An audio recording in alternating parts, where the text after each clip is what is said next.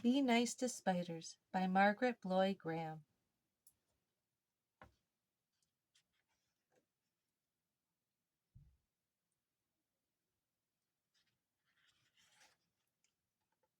One morning, as the keeper of the zoo was about to unlock the gate, he noticed something on the steps. It was a matchbox with a note that read, "Please look after Helen. I've had her since she was a baby, but I can't keep her any more. We have to move to an apartment that won't take pets. Thanks, Billy." The keeper opened the matchbox, and out jumped Helen. "Great Scott!" he said. "A spider!" He tried to catch her, but Helen was too fast for him. She had 8 legs and moved like lightning. Helen ran up a big maple tree. Then she quickly spun a long silk thread and lowered herself into the ventilator of a big building. It was the lion house. There was a big old lion in one cage and a mother lion and her cubs in another. There were also lots of flies. They were buzzing in the lion's ears and crawling on their noses. The lions were annoyed, but Helen was delighted. She loved to eat flies. Right away she set to work to catch them. She began by spinning a web with her silk thread. First, Helen spun the outside threads. Then she dropped straight down. Next, she spun lots of threads from the center to the outside. Then she spun a little spiral in the middle. Finally, she spun a big spiral. This part of the web was very sticky. When Helen had finished, she sat in the corner and waited. One by one, the flies got caught in the sticky part of the web, and one by one, Helen ate them. A week went by. Helen kept catching and eating flies until there were no more flies in the lion house. She had caught and eaten them all. Now the big old lion snoozed peacefully all day long. The mother lion licked her cubs and purred, and Helen was fat and satisfied. Next, Helen moved to the elephant house. There were lots of flies there, too, and elephants don't like flies any better than lions do. In a week, Helen had caught all the flies in the elephant house. The mother elephant and her baby were happy and could once again enjoy a bath. Then Helen moved to the zebra house. Flies were crawling all over the zebras and driving them wild. As soon as Helen had caught all the flies there, the zebras were able to eat their hay in peace. Helen went from one building to another, spinning webs and eating up all the flies. The zoo became a peaceful place. All the animals were happy and contented. As for Helen, she was happy and contented too. It was a spider's paradise. One morning, the keeper blew his whistle 3 times. All the men came running, and the animals looked up to see what was going on. "Boys," said the keeper, "the mayor is coming to inspect the zoo this afternoon at 4. The animals look fine, but the cages sure need cleaning up. And don't forget to get rid of all those spider webs." "But, Chief," said his assistant, scratching his head, "I thought spiders were supposed to be sort of useful."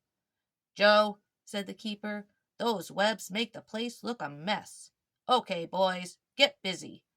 The men started sweeping the cages. Then they hosed and scrubbed them down. When they were cleaning the camel house, one of the men saw Helen. "Quick, give me a broom!" he shouted. He took a big swing at her, but Helen had disappeared. The whole zoo was clean and shining when the mayor arrived. "Excellent," he said. "I'm delighted. I've never seen the place so neat and the animals looking so well." Meanwhile, Helen was still in the camel house, hiding in a crack in the ceiling. As the days went by, she grew very hungry, but she didn't dare come out. The flies began coming back, and the camels were irritable again. At last, Helen became so hungry she couldn't stand it any longer. That night, when no one was around, she started spinning another web. From then on, Helen stayed in the camel house, catching flies, but she didn't dare go anywhere else, which was lucky for the camels. They were happy and contented again. But everywhere else in the zoo, it was a different story. It didn't take long for the flies to come back and bother all the other animals. The keeper went from cage to cage. "I can't understand it, Joe," he said. "When the mayor was here, the animals were in such good shape. Now look at them." "You're right, Chief," said Joe. "They sure look miserable." Their last stop was the camel house. "Why, the camels seem fine," said the keeper. "And there don't seem to be any flies in here," said Joe. They both looked around carefully. "Look, Chief," Joe shouted. "Now I know what's going on. See that spider up there? It's eating all the flies. That's why the camels look so good. Spiders are useful.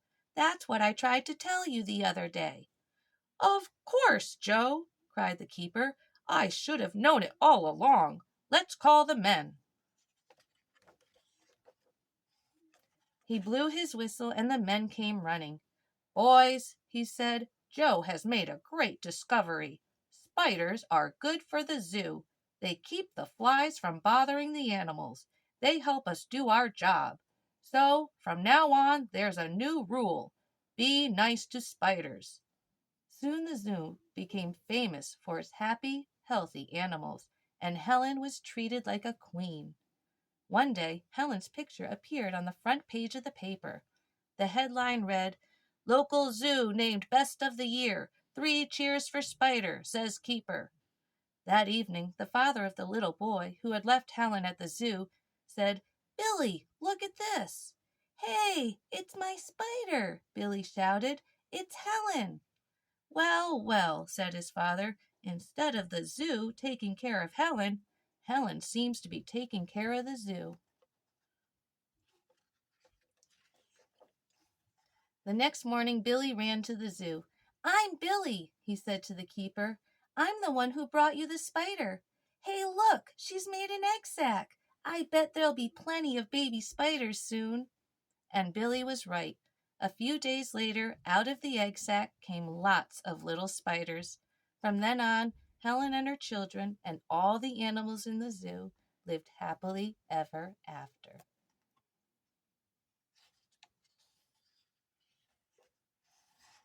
The end.